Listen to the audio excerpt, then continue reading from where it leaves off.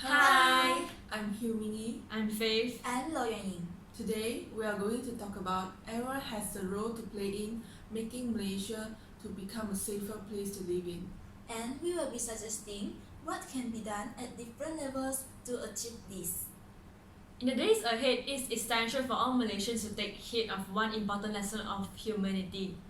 And this civilization could be destroyed if it does not make peace with the environment. It is unquestionable that the majority of Malaysians have unfaltering patriotism, yet many have the common misconception that they are too insignificant to make a difference. That could not be further from the truth. Here are 5 simple actions that you can take to do your part in shaping a nation. Stop being a keyboard warrior. We have been surrounded by a plethora of negativity in our country lately, and the last thing we should be doing is inflicting additional anger and disharmony on social media accounts. Technology emboldens people to spill complaints and dissatisfaction without the need for confrontation. While it is acceptable to engage in healthy discussions, most keyboard warriors post unnecessary negative remarks with the intention to aggravate before grabbing the popcorn and watching the drama unfold. My stance is, if your comment is not going to contribute towards improving the situation, it is better to keep to yourself. Secondly, be socially responsible. Social responsibility is an ethical obligation every individual is accountable for. It may appear to be common civic consciousness to avoid littering and to allow everyone to exit from public transport before entering, but you'll be surprised at the number of Malaysians who do not practice such basic courtesy. It usually starts out with one person and eventually evolves into a "if I can't beat them, join them" mentality.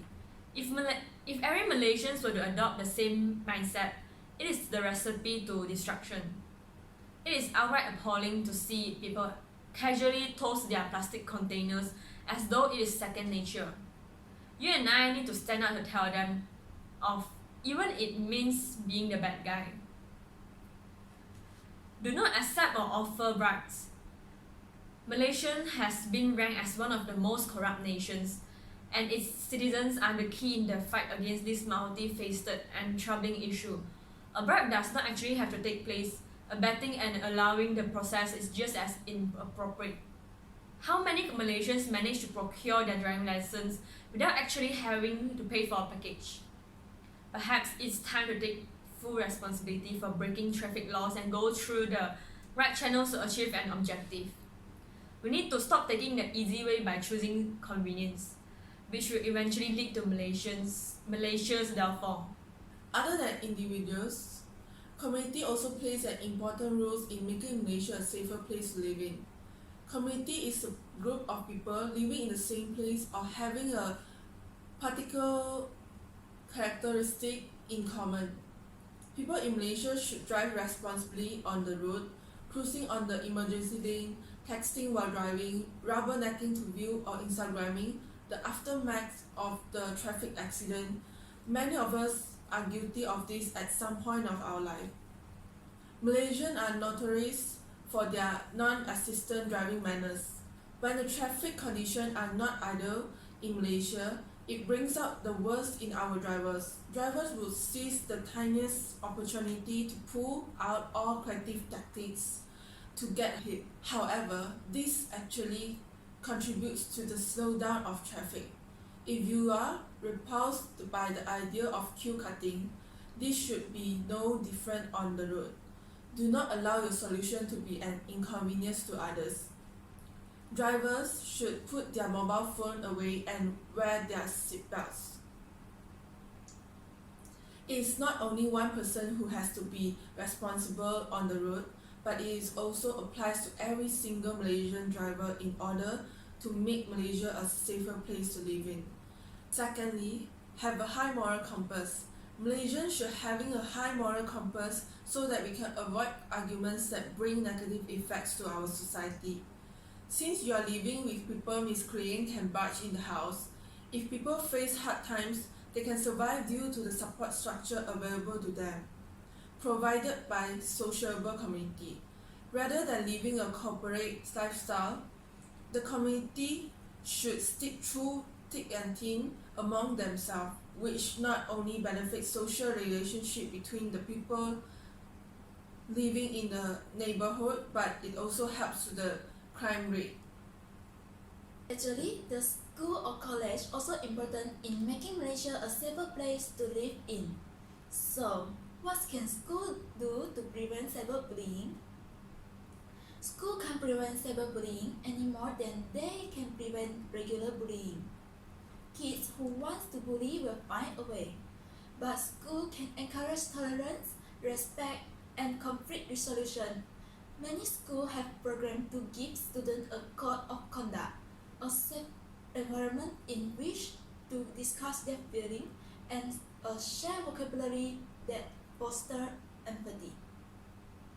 Beyond that, many schools are working to promote digital citizenship, online respect and responsibility, and consequence for misuse that involve education and redirection rather than simple punitive actions.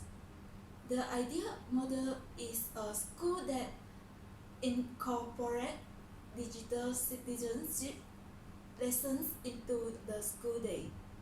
A few other things school can do to help prevent cyberbullying is start from the ground up. Build a community that rewards kindness and compassion, not only academic or athletic achievement. Next, use the internet in lesson plans. Schools can use social networks and other digital tools within the context of the curriculum.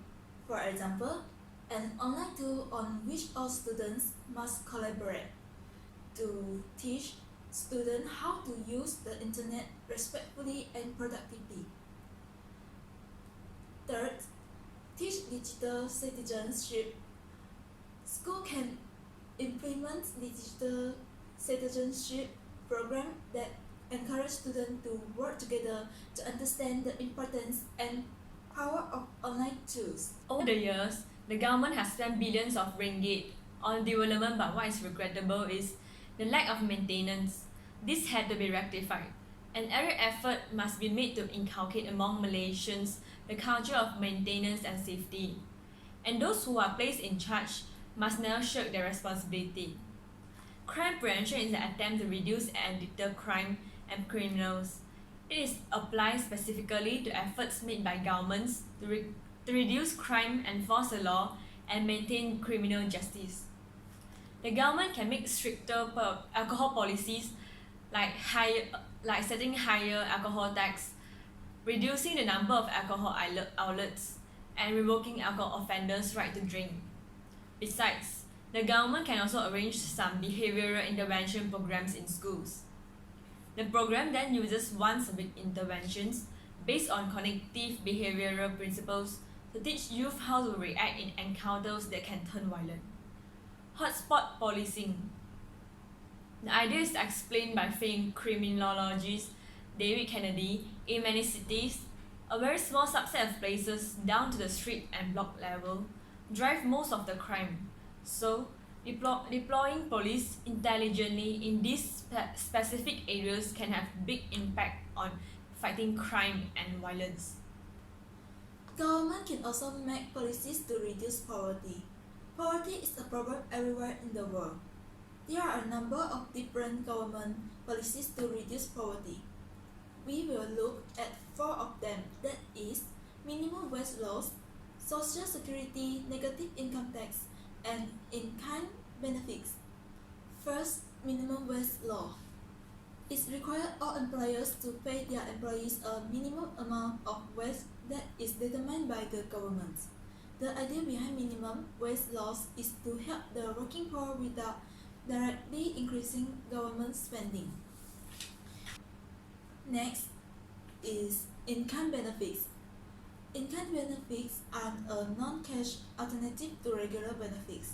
The idea behind this is to provide poor family and individuals directly with access to certain goods and services they need most in order to increase their standard of living. For instance, there are a large number of charities that provide food, shelter, or clothing for those most in need. So, poverty is a problem everywhere in the world, and governments play an important role in the fight against it. Next, the government can make stricter policies to prevent people from littering. There are still many people practicing open burning as a way of disposing their household waste. It is harmful to the environment and also Malaysian health.